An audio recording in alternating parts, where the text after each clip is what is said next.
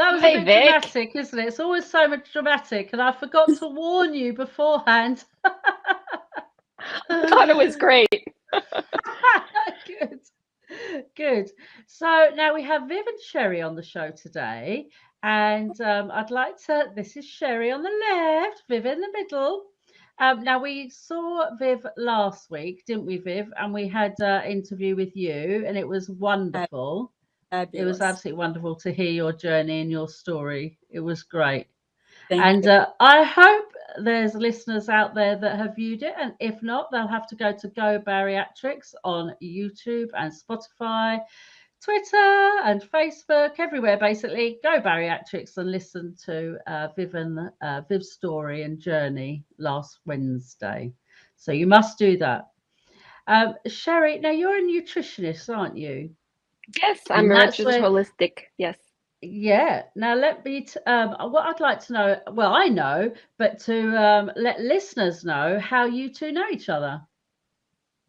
Well, I met Vivian because she is one of our clients. She had bariatric surgery a year and a half ago, Viv, Yeah. right? Yeah, almost 2 years. Oh, wow, that's right. Almost 2 years, time flies. And I was her surgery coordinator, facilitator, and also her bariatric nutritionist. So I took her by the hand and guided her through the process of getting prepared for surgery, um, physically and mentally. And then I worked with Viv throughout the journey after surgery, teaching her how to use this amazing tool to get to her goals, but also to maintain her weight. Yeah. And that's what it's all about at the end of the day, isn't it? To maintain at the end of this. The So maintenance. yeah, absolutely. Now, so tell me about yourself then, Sherry, and how you got into bariatric nutritionist and things like that. How you got into it, and just all about yourself. So I'm originally from Canada, but I spent many years traveling and I lived in many years. And in Mexico in 2008, I started a company called International Patient Facilitators. We started facilitating for cosmetic patients, and that led very quickly to working together with bariatric clients. So we started the I bet. program in Cancun. We started in Cancun, Mexico, and my kids were born there. I met my husband there as well, and the program grew from Cancun into Tijuana. Tijuana is the medical tourism capital of the world for bariatrics, dentistry, Okay. cosmetic surgery, and yeah, and I specialize in bariatric nutrition. So I'm a registered holistic nutritionist, and I specialize in bariatrics. So I've been working with bariatric clients now for 14 years. And Mm. I moved back to Wow. Canada. I work remotely now. I travel back and forth to Mexico, and Right. we send an average of 50 patients a month to go for bariatric procedures.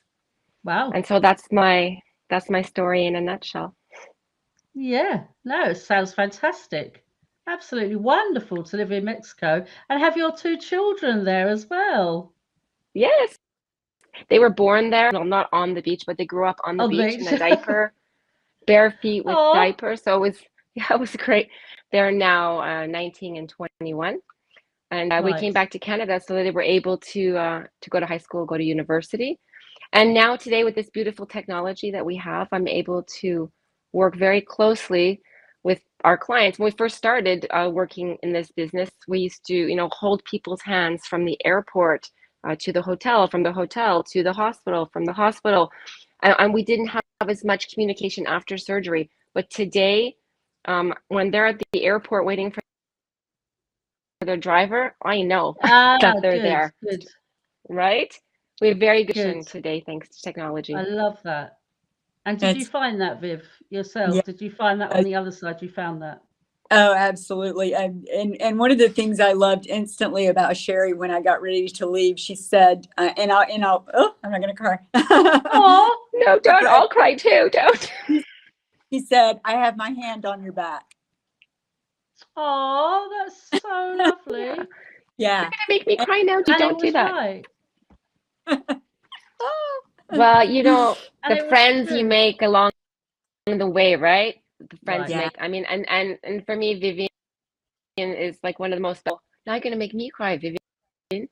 One of the most special people that I've ever met too, right? We have a very strong bond here.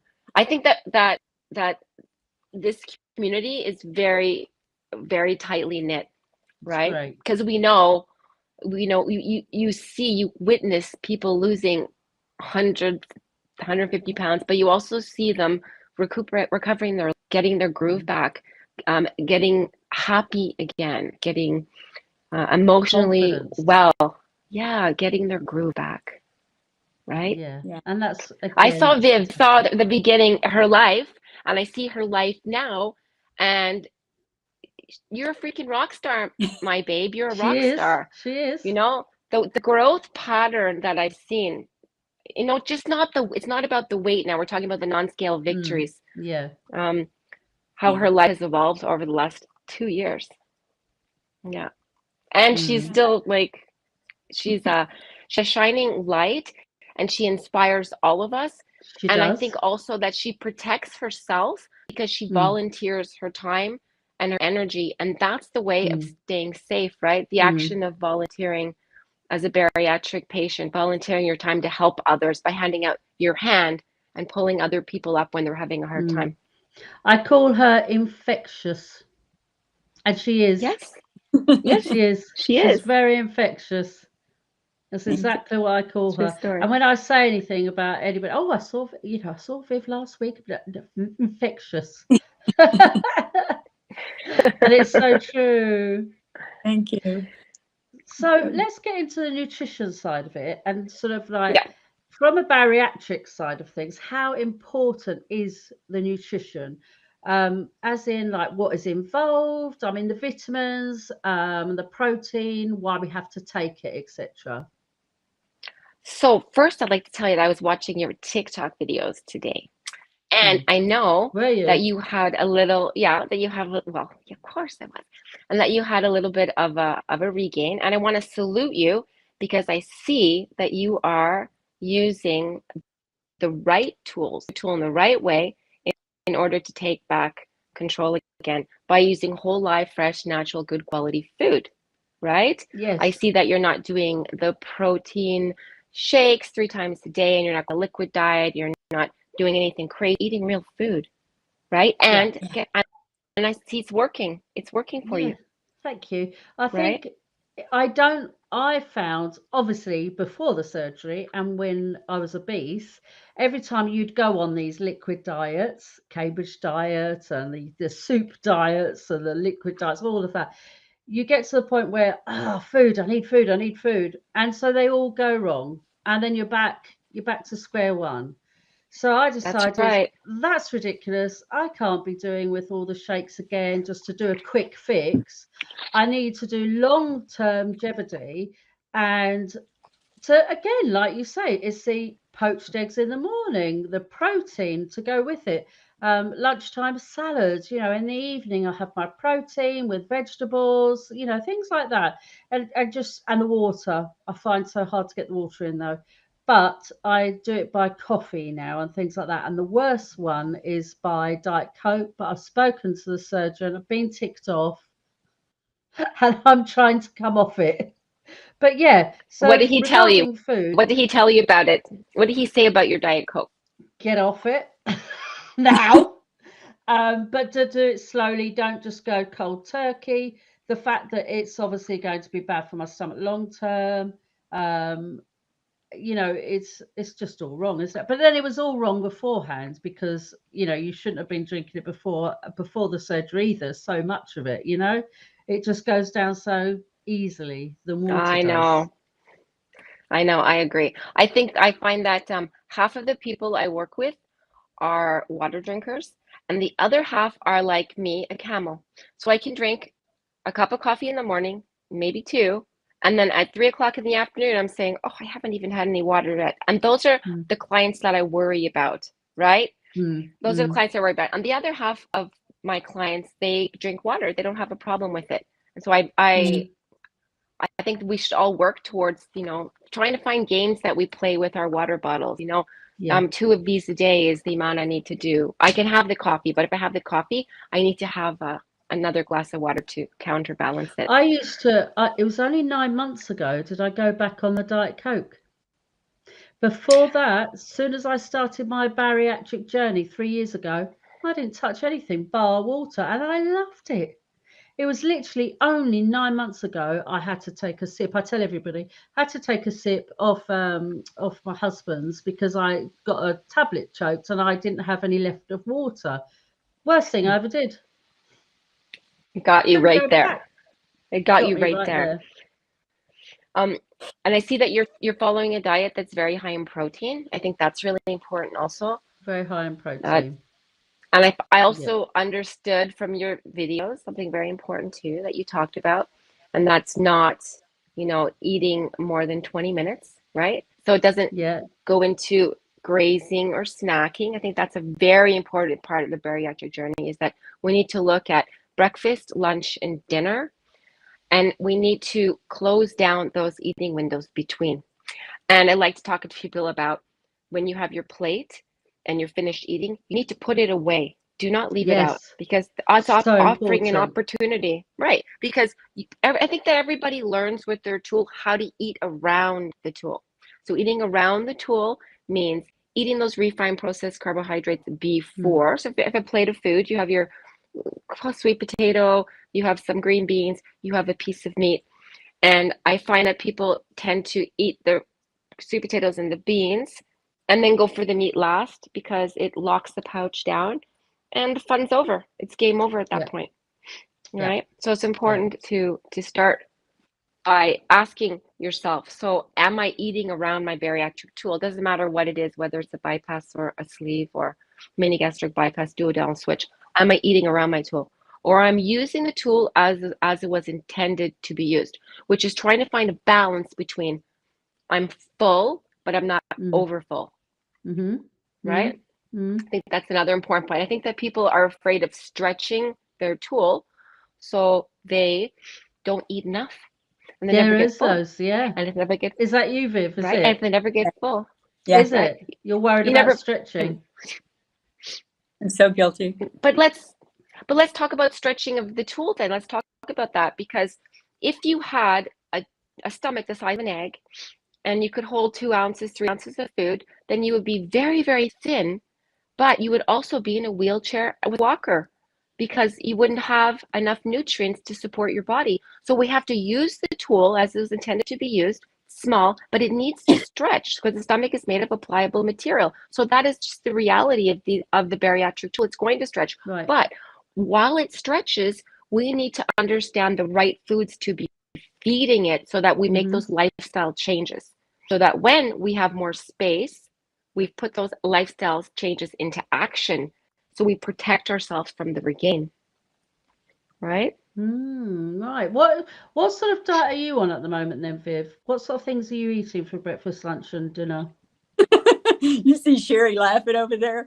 So it's just are now friends, and Sheri and I send pictures of food back and forth, and we truly hold each other.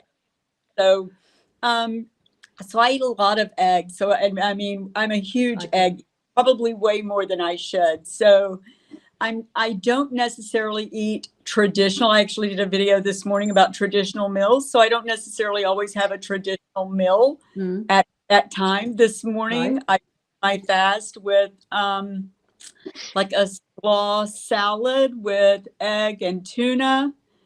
You know what? I'm horrible. I'm bad. I want my Thousand Island dressing. I want my French dressing. It's, it's full of yucky stuff. It's full of some sugars, but that's what my mouth wants, and that's what I feed it. Sheri has fabulous recipes in our groups for fabulous dressings. I'm lazy. It's just straight up honest. No, you're not lazy. No, absolutely not. You're not lazy. I think that we pick our battles. Yeah. We pick our battles. Yeah, we pick our battles. For lunch, we're not perfect people. Right. No, and I do a lot of, especially coming into this time of year when fresh fruits and vegetables come on. So I spent the better part of 5 or 6 years as a vegan. And so I was one of the things when I started this journey, you see Sheri smiling over there, I really had a hard time because I I wanted my fruits and vegetables. I didn't eat meat. I was not a carnivore at all. And so she kept saying, I'm going to change you. I'm going to change you. And sure enough, she has. So I still eat a lot of fruits and vegetables, but I push protein really, really hard. So I've learned, now July will be 2 years. If I have a lot of fruits or vegetables, then the meal I really focus on my proteins. And I find balance that way. I'm not that person that has 4 ounces of meat and 2 veggies. That's not how I eat. But I make sure that I balance out my foods through the day. And I think you and I talked about this before, about logging your food. And I learned that Sheri, from the very beginning. She said, log, log, log. I do. And it enabled me to know, this is what I'm going to eat today. And I know, even if I don't log it today, at the end of the day, I know, pretty close how many carbs I got, pretty close how many proteins I got. And that's just from doing it religiously in the beginning.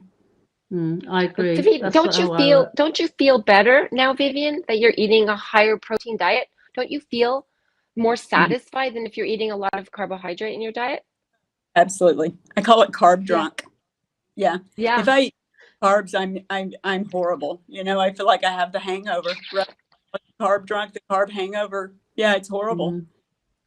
And then to get back, because once you get to that point, what do you want? I want another carb. I want another English muffin. I want another donut. Yeah, right? That's right. Back over. Pass the M&Ms. True. Yeah. Don't.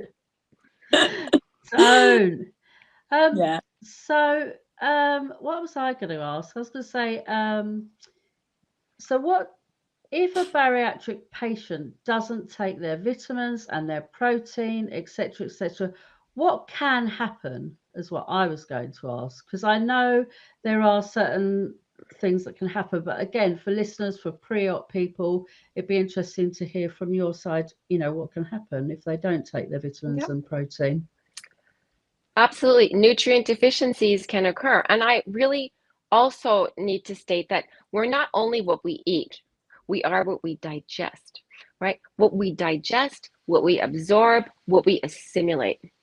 So I could be eating a really great diet, but still have anemia because I'm not digesting that food correctly. So I think digestive health is really important. Right. What can occur? In the beginning, it's really important that you are watching your hydration, because if not, you can be messed up with your electrolytes, potassium, sodium, magnesium. And when that happens, you go from 1 minute being okay to the next minute lying on the kitchen floor in urgent need of an IV in your arm.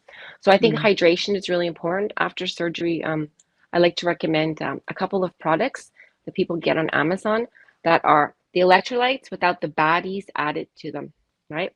So vitamins, I think a really high quality multivitamin is a really good choice after bariatric surgery.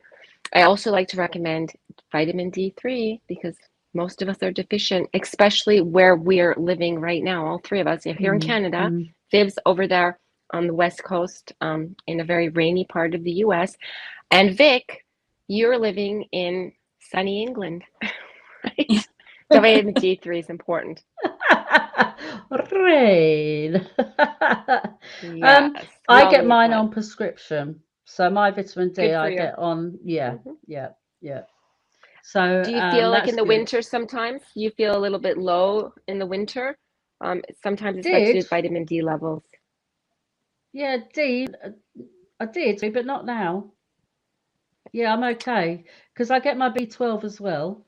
Yeah, so B vitamins, right? My B12. Yep. I know when I need my B12.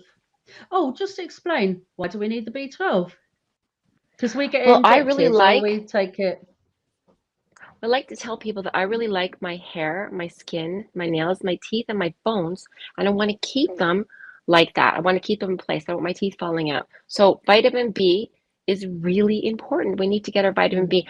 And so vitamin B, you're going to find it in things like your meat and your nuts and your seeds. These types of foods contain high levels of vitamin B12. But let's face it, sometimes when people are eating around their sleeves, cut into a steak, is a lot less appetizing than eating some warm mashed veggies, right? So I find that, you know, sometimes we have to eat the things that we don't necessarily, Viv's hiding her face. Sometimes you want to eat the things we don't necessarily, that our body doesn't need, right? We need to be eating more foods that are high in B vitamins.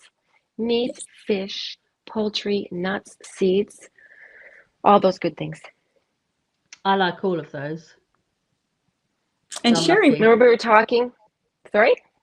I'm sorry, and Sheri Viv's. recommended first had surgery. They do a gummy, a vitamin gummy that is fabulous, fabulous. I actually have it pinned on my page because it's just a little sweet, it's a little tart, it's a little treat, and so I would put it in a cup and sit it beside, you know, where I would watch TV or I would read, and it would be like this little treat at night or in the evening. You would take your vitamin, be like.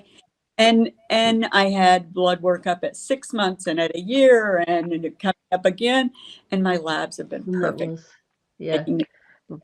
Yeah. I just think that patient compliance is the most important thing. So we can recommend, you know, these really bang good vitamins. But if it's going to give you nausea or if you're not going to want to take it, then what good is it? So I like to recommend vitamins that people actually like to take because I know they're going to take them.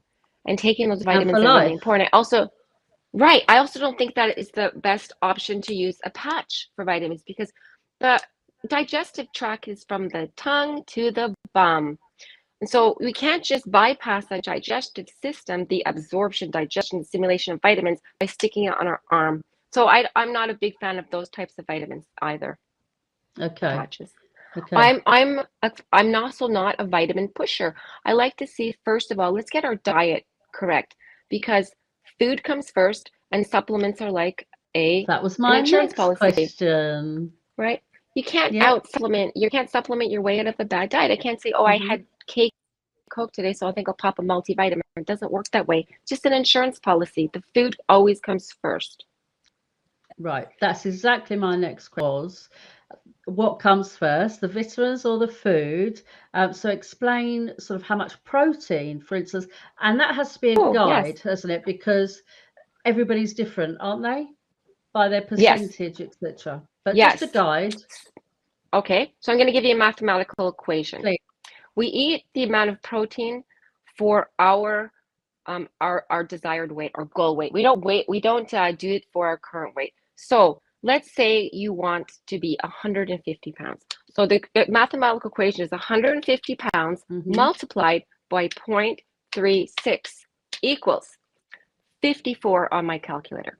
So 54 grams of protein. Now we're not computers. So more or less 54 grams of protein, but food protein.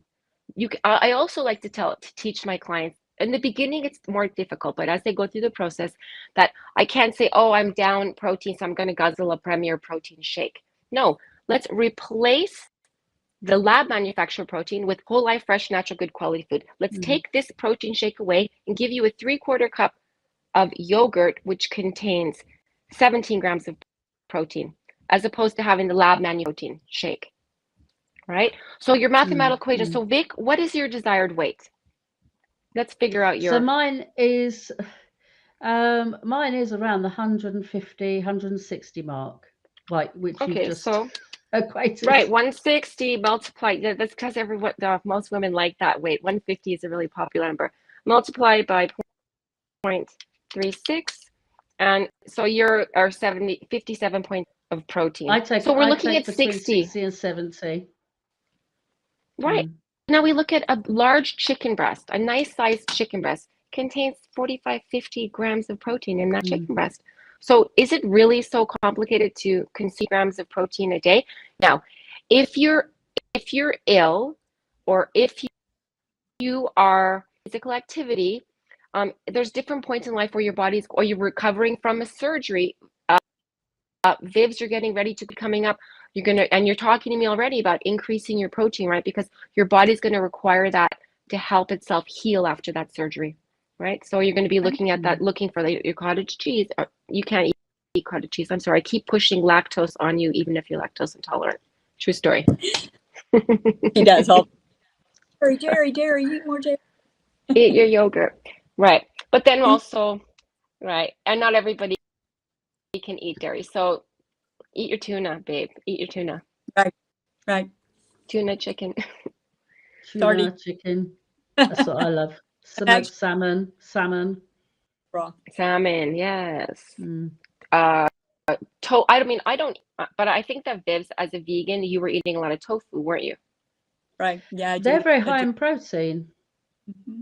And I know that because my son has PKU and he's on a low protein diet, but he has to have, so he's like a vegan, if you like. But he also has his own pastas, his own rice on prescription, everything. So he's got his own foods, but obviously where he's on a low protein diet, I did look at the beginning when he was younger, the protein in all the vegetarian and vegan things, and they are so high. So grab yourself some tofu. Yes. Yeah, tofu is high in protein. I just never really learned to cook with tofu. So no, I know it's amazing and you can make it taste like anything you want it to taste like, but I just haven't. Maybe I should do that coming up soon. Maybe my I should get daughter it cooks it with tofu it. game. Yeah. Maybe My daughter cooks with it a lot. Yeah. I never the texture's good. Never have. Pardon? Yeah, I thought is the texture a problem, or it's a kind of I don't know. Chewy, I've never. Yeah, she said it's very chewy. Yeah. I haven't tried it. She keeps trying to push it on me.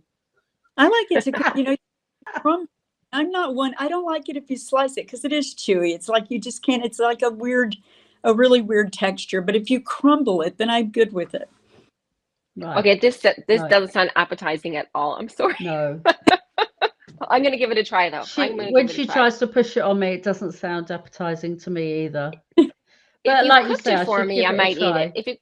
If you prepared it for me, I might eat it. But to think just to get with Google today, we can make anything we want. Recipes for everything out there. Wouldn't it be amazing if we did one of these shows where you're cooking and we're cooking, so we're all cooking together? Oh yeah, that would be awesome. Out. We'll do that. That would be super cool. Absolutely. Yeah. I love reinventing. I love reinventing bariatric or recipes for bariatric clients. My favorite, send us the recipe. Send us the recipe. All do it together. Yes. So I want to make a recommendation for both you ladies because I hear you talking about ranch. Vic, what do you use on your salad? What dressing? So I use a Caesar salad dressing, but it's low fat. From Aldi's. Yes, I saw that in one of your videos. I heard that. I don't know what Aldi's is, but I'm imagining it's probably like a. It's just a very low budget supermarket. Yeah. Okay, so let's try this. How much do you use? But this is what I like to tell my clients. I don't think anyone's eating 1 tablespoon of salad dressing. More. I don't. More. If you measure it, definitely more. Maybe even more. Glug glug glug. It's not. Nobody measures it, right? So what I like to do is let's say I like a good blue cheese dressing. So I'll buy a blue cheese dressing. It has a lot of flavor. I'll take a teaspoon of it. A teaspoon, really serious a teaspoon. Put it in a little bowl. Take a tablespoon of Greek yogurt and a splash of apple cider vinegar, and I mix that together. So you make more, you have great flavor. Or if you don't like apple cider vinegar, a squeeze of lemon or lime. Yeah. So you bulk up your salad dressing and you're getting a boost of protein. And you can feel good about eating that salad dressing. Isn't it great? That's fantastic. Another trick, you take your Greek yogurt, you take your blender or your food processor, you throw in your Greek yogurt, you throw in a squeeze of lemon or lime, some salt and pepper, and you throw in a bunch of cilantro, if you like cilantro, or a bunch of dill, blend that. That's your new salad dressing with your seasonings.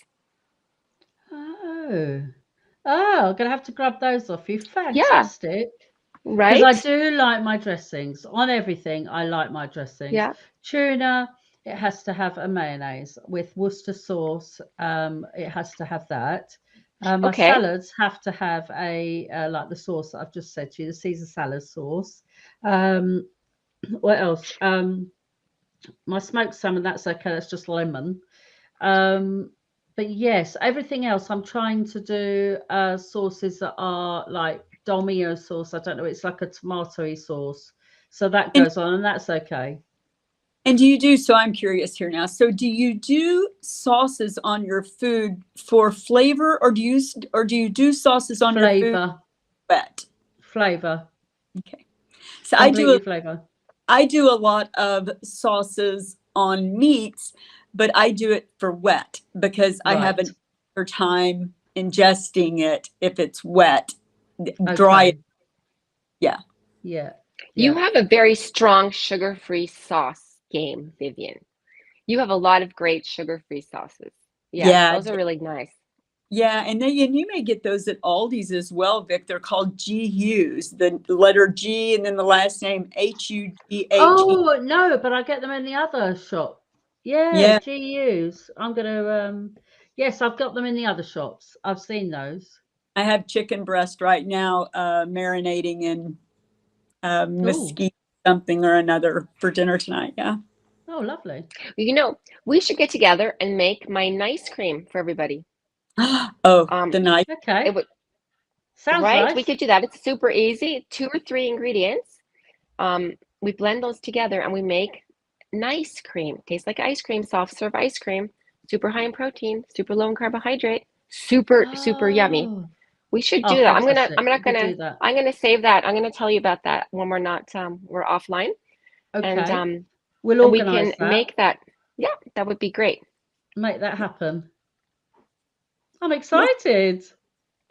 It's yummy. I love things like that. I love things like that. Easy, simple. That's what I like. Sorry. That's what I like. That's what I like, because I'm running around and I have to do, well, I don't have to. My husband has done my son's meals from birth, like when he started to have foods. And we both tried, and I've tried. I've tried, but I'm not really a good cook, whereas he's a better cook. He's on a low protein diet, so it's like the opposite, and it's quite tricky to get his food and my food. Yeah. So you can imagine. So I'm now cooking for him, which is a laugh, but I'm getting better. He was very worried at the beginning. But anyway, I'm getting better. I did burn a couple of the beginning ones, but I'm okay now. So his is his own pasta and lots of sauces. So I'm trying to do my chicken or my meats, my proteins with his sauces. So that's good. Yeah, so it is working. It's not bad, but I don't cook, so this is really hard. So the easiest things for me, the better. So if I can get tricks and tips on any easy foods. If it's not easy, then I can't help the most people, right? So I try to keep everything as easy as possible, right? Because we don't, I mean, even people that like to cook, we don't have time. It's busy, kids and work and more work and life. It's just life gets in the way. And I think it's really interesting what you just said as well about trying to cook but cook for different people, right? So I get this question a lot as well in the bariatric world. So I'm going to cook my own meal for me, and then I'll cook for my family. And my question always is, why would you need to cook for you're going to cook your meal, but you're just going to eat what you're supposed to eat. So if you make a pot of rice and beans and fajitas, chicken with vegetables and tortillas, then in the weight loss phase, when you're actually losing weight, and in the beginning, rice is not the best thing for the bariatric pouch. We're going to get rid of the rice and beans. We're going to stick with what we need, the protein. Let's eat the chicken and the vegetable. So you don't need to cook. You don't need to cook special meals for yourself. Just keep doing what you're doing and just, eat what you're supposed to be eating. Keep your life simple. Yeah, I agree. Right? No, I completely. Life should be simple. Absolutely. The pre-op diets for everybody out there that's looking to have bariatric surgery.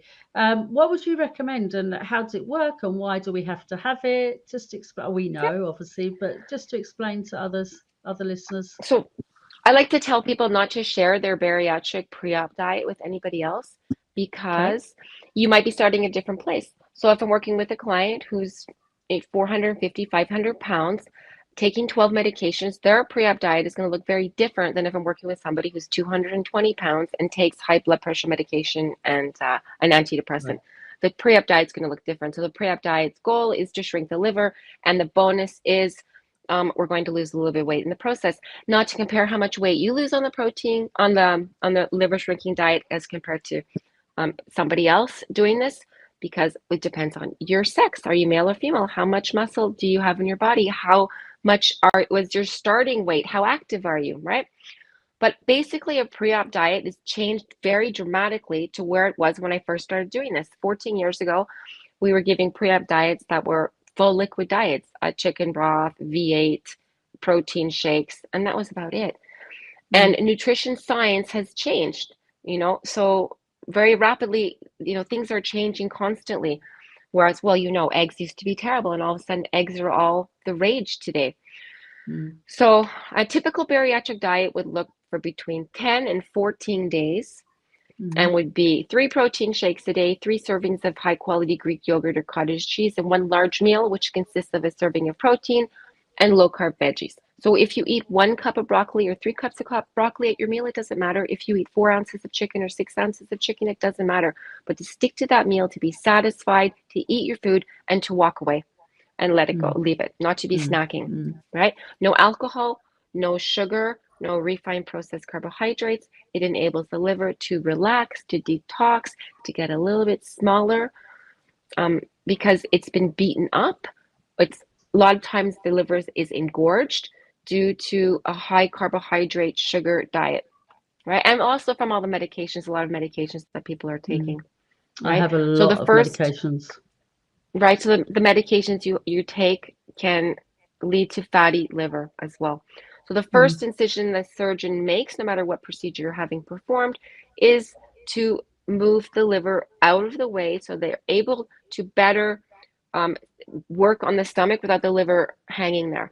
So if the liver is engorged, it gets in the way of the surgeon's tools. So having this liver shrinking diet is very important. And all the years I've been doing this, I think only one time our surgeon actually had to stop the surgery due to an engorged liver, right? Oh, really? Okay. Yeah. Yeah. But, wow. Yeah.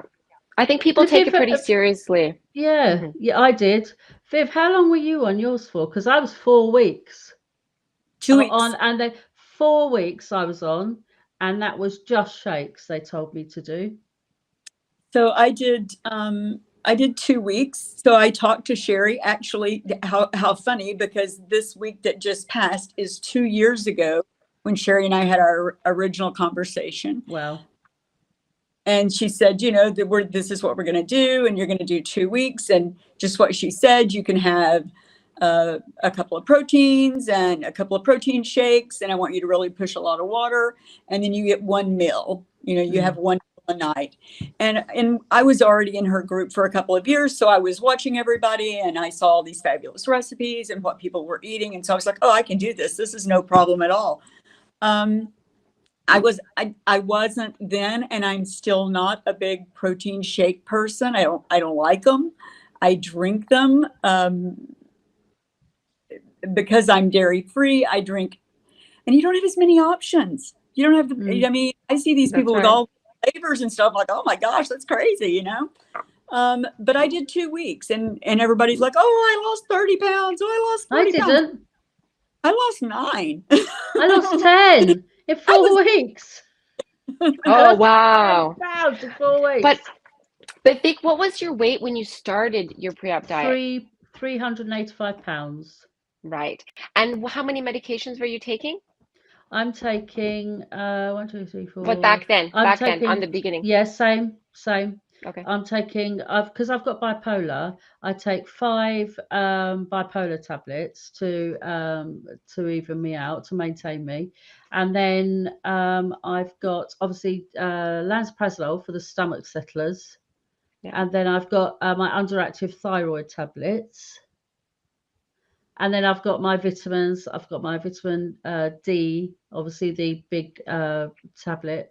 And then I've got a hair and thingy loss. So I'm on quite a bit of tablets, but my bipolar ones and my underactive thyroid ones are the main ones. So every surgeon has a different way that they prepare livers, right?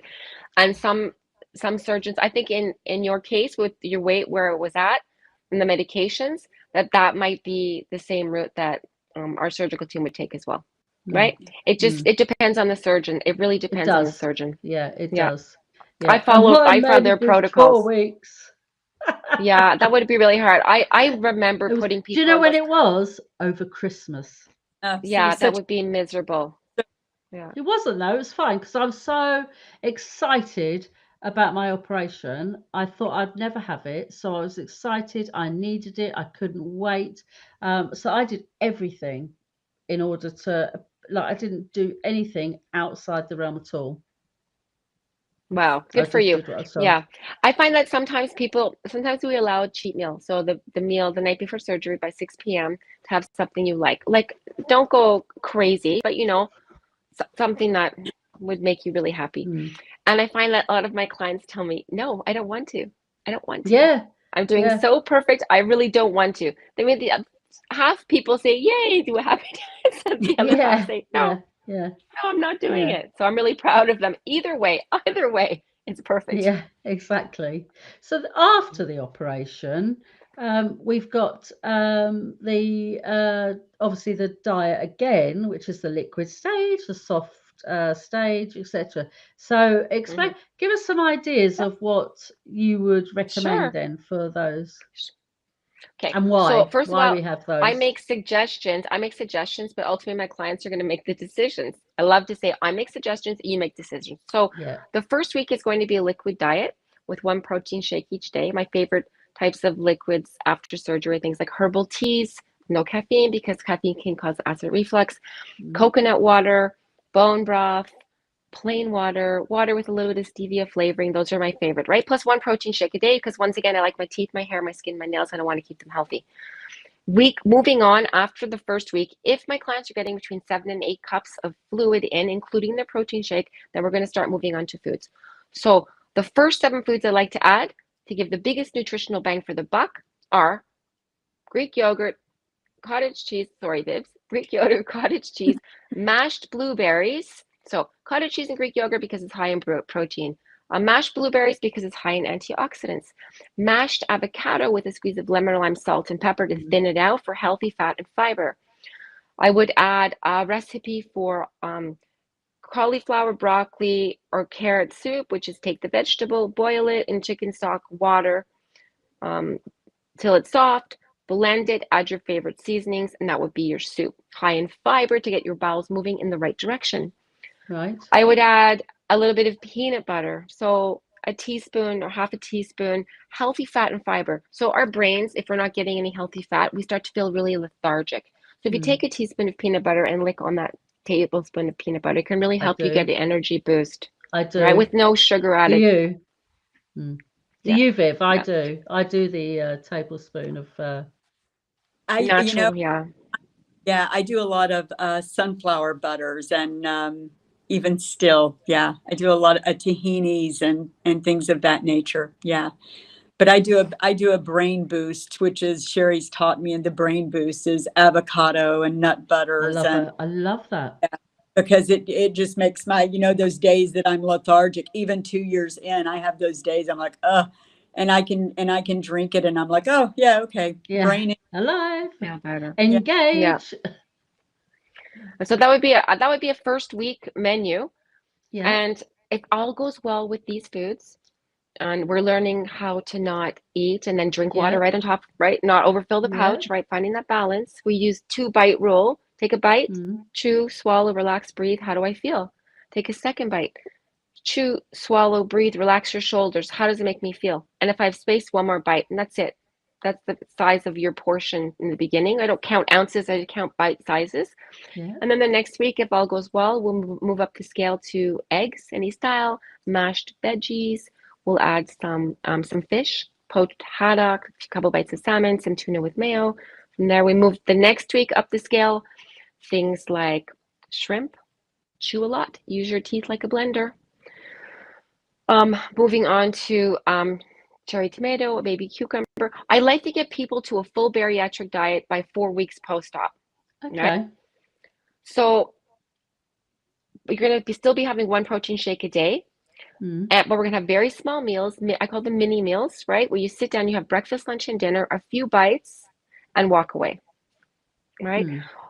Red meat is really important. Heme iron.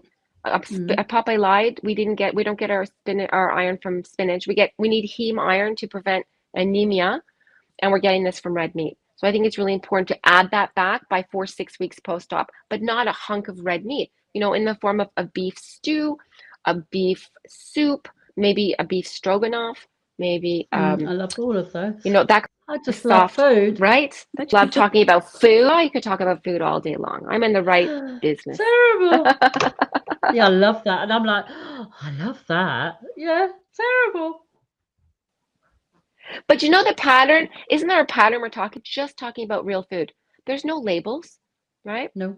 There's no labels on your meat or your chicken or your egg. Okay, the cottage cheese has like 1 or 2 ingredients. Your yogurt should have maybe maximum four ingredients in your Greek yogurt or your yogurt, right? We have to be savvy. We have to take our control back from the food manufacturers that are trying to sell us their dumb protein soup in a can, right? Yeah. Right. We have to take our control back, right? Also we're obsessed with how many grams of protein we need to have each day. We are. And the reason why is because the manufacturers, the people that sell these things, want to convince us that if we don't have 200 grams of protein a day, we're all going to be protein deficient. And that's not the reality. Right? Sorry, that's my soapbox. That's interesting. No, that's interesting. Yeah, no, it's good. No, carry on. And it's like, and Sheri and I've had this conversation many times over about everything is, in the 80s, it was low fat, low fat, low fat. They pounded us head that fat was, that was the devil, that we couldn't eat fat, that it was horrible for us. And that's just not true.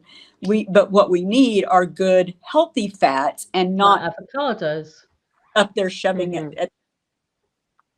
Right. And this is why I stopped using the word keto, because I love a ketogenic lifestyle, but I stopped using the word ketogenic because the food manufacturers realized that we want ketogenic products. So they started making ketogenic chips and ketogenic, anything they could put in a package and slap the word keto on, they're pushing it at us. And then people started thinking, oh, well, keto is bacon, butter, and cheese.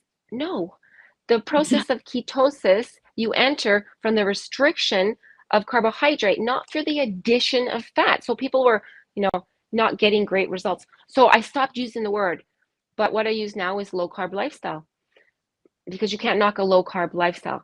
But the word keto now, I see people on TikTok, on every platform with their keto Starbucks Frappuccino thingy in their hand. I'm like, no, what are you doing? Don't do that. Or the keto donut, right, Viv? Keto donut and a keto Starbucks and a keto Danish. I'm like, that's not a healthy breakfast. You are going to make yourself sick eating this stuff. So let's stop using the word keto, right? Yeah, we just got to stop using that word because they've hijacked it. Yeah, we've just started going mad over here with it as well. Yeah, we're all here in the States. Yeah. So longevity, to maintain once you get to your goal weight, what do you recommend? What do you recommend? Okay. I spend half of my days getting people ready for surgery, and the other half of my days working with people who have regains, right? Because we know regains are a reality. Half of my days spent there. So when I first start working with a client, I'll talk about the possibilities of having the regain and putting the lifestyle changes in really deep in the very beginning, really making those changes, right? Making those shifts, right? So the pouch stretches, we're able to eat more, we go back to bad habits, we can regain that weight. So what can you do to protect yourself? You need to use that tool because the tool is not broken, the tool is still there. So we need to shut the pouch down with real food. Now, if we're not eating the right foods, we are making ourselves hungrier, right? If we're eating the sugars, if we're eating the M&Ms, if we're eating the donuts, we are raising our glucose levels, right? Raising our blood sugars, raising our insulin levels. When insulin levels are high, we're hungrier and it makes it harder to lose weight. So we have to go back to the basics. Now, the basics for me are not protein shakes and broth. The basics are eggs, for breakfast, or yogurt or cottage cheese with berries, right? And for lunch has to be a chicken salad or a tuna salad or some kind of protein with vegetable. And your dinner is going to be your chicken breast or your lean meat or your protein. Once again, the pattern with vegetables. No snacking, no grazing, back to the water. And that's how we get the regain off. And one of your videos you mentioned, Vic, you said 5 pounds. You weren't going to go with 5 pounds. And it happened. You did go to 14 pounds, right? Yeah. And Viv doesn't understand that.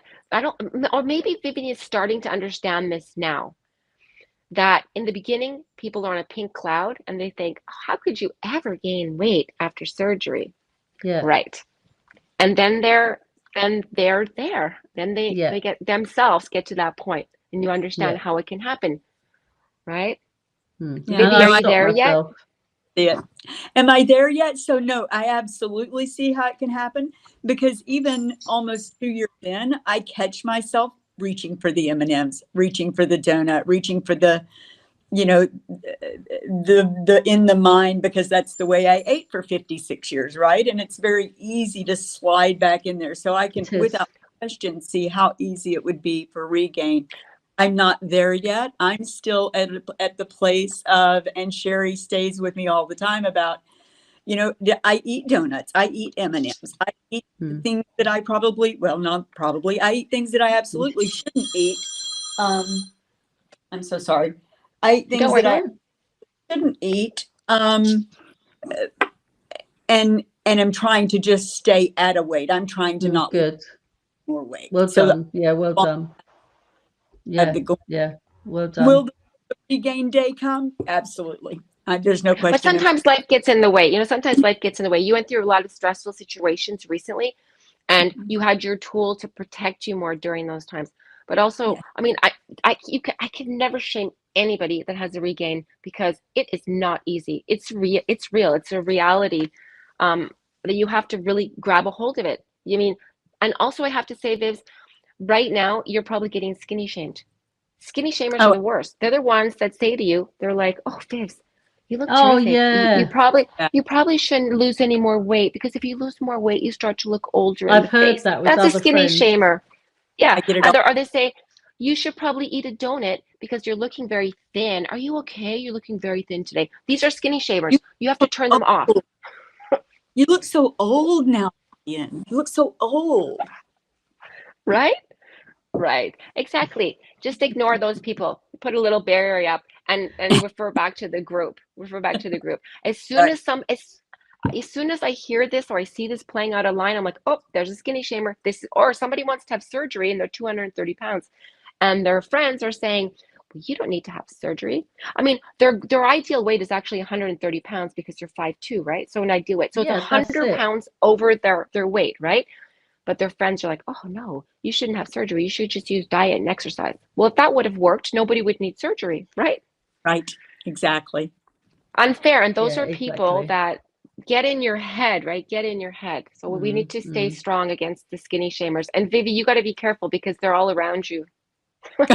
Right? I am surrounded. Yeah, they will be. Yeah, they will be. Right? Yeah. But I find that with everything. But it is annoying because I've heard it from a lot of people that have lost the weight. And they are skinny shamers, like you say, and they are literally saying to them, oh, no. Why? Why do people feel the need to sabotage you? Yeah. It's sabotage, and it gets in your head. It gets in your head, so you start to think to yourself, "Oh, I can eat M&Ms and donuts because so and so said how thin I was," and it just sets you up for a regain. It sets you up to regain the weight. That's it. Yeah, you got to be very vigilant. Yeah, that's it. So I wonder a lot of times too, when people say that, and this is just, thinking out loud, do they not truly understand?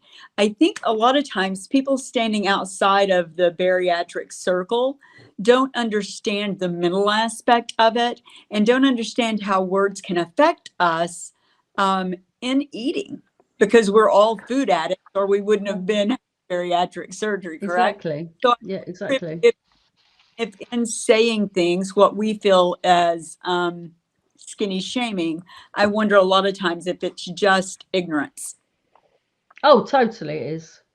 That's Yeah. like fat Yeah. shaming. The fat shaming is ignorance. Yeah. Yeah, Did you that's terrible. Yeah.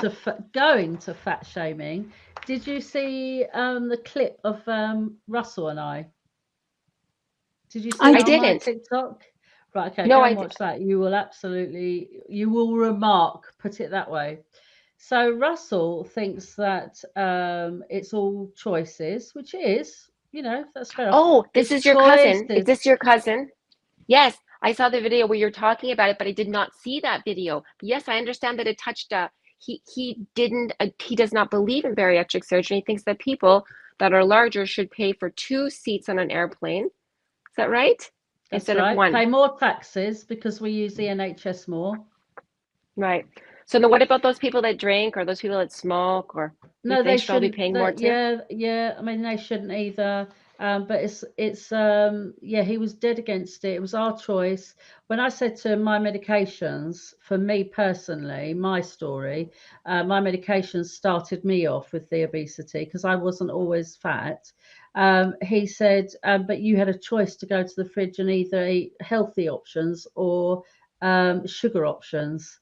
And I was like, well, yeah, but it gives you the cravings. It does all this, thing like the chemicals, everything. He doesn't believe that. He just thinks, no, you have the choice. Everybody has a choice, and you chose that in life.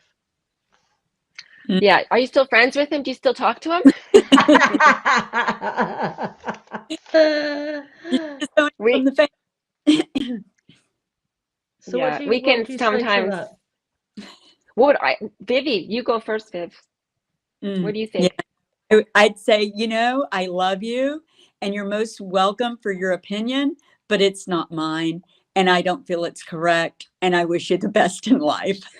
Yeah, you would be That's the not as best bad. at that. You Yeah. see, I'm a Libra, so I'm kind of like, I want to keep everybody happy all the time. So Scales. I'd have a really hard time with that one. And I would, I did. yeah, I think I would just stop going to family events where he was there. I think I would do that. Right. I And today with what we went through the last 2 years, I mean, I find that it's kind of families are kind of breaking down now, right? Less family events, all those things happening. So I think it'd be easy to avoid your cousin right now. I that's just my mind as Yeah, I interviewed him purely. I interviewed him purely because that there are people out there like that, and I wanted to get 2 points of view. Now next week I'm interviewing Mike, who's from bariatric side of things. So I wanted to get the two sides of what everybody's feeling on the outside. Do you know what I mean? So like I can't Yep. wait for Mike's interview because he's going to watch Russell's video and then he'll be responding to that. that's So going to it'll be be good. fun. So I'm gonna go watch your cousin now. I'm gonna go watch your cousin so I can get all riled up. Well, he's going out on the 1st of June. He'll go out on the 1st of June. So that's Wednesday. Wonderful. Very Yeah. good. Yeah, No, I'll be it's not watching. wonderful. You wait till you see it. Wait till you hear it. No. You'll be just like, ah. And he goes, oh, you can switch it off. You don't have to, So anyway, so you might want to switch it off at some point.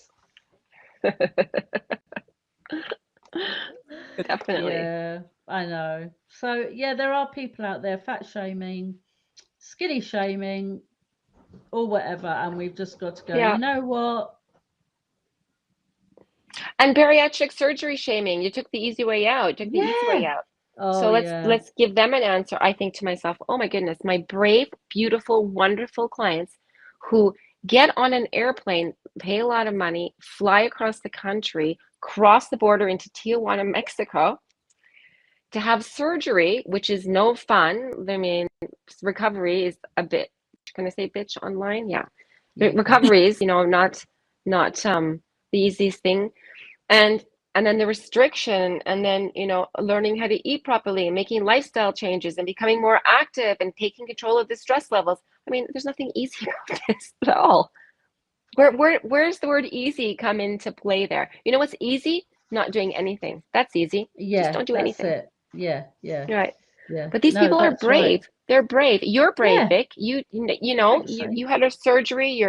Your weight was elevated. You're on a lot of medications. Okay, still you're on the medications, but it poses an additional It risk will come also when off. you're In going into actual fact, surgery. I've come off 2. Good for you. How long Yeah. ago was it now? You had the gastric sleeve and then you converted And to then I full gastric converted to the bypass. bypass. Yeah. Yeah. So bypass was January 21, So and just the sleeve was January 2019.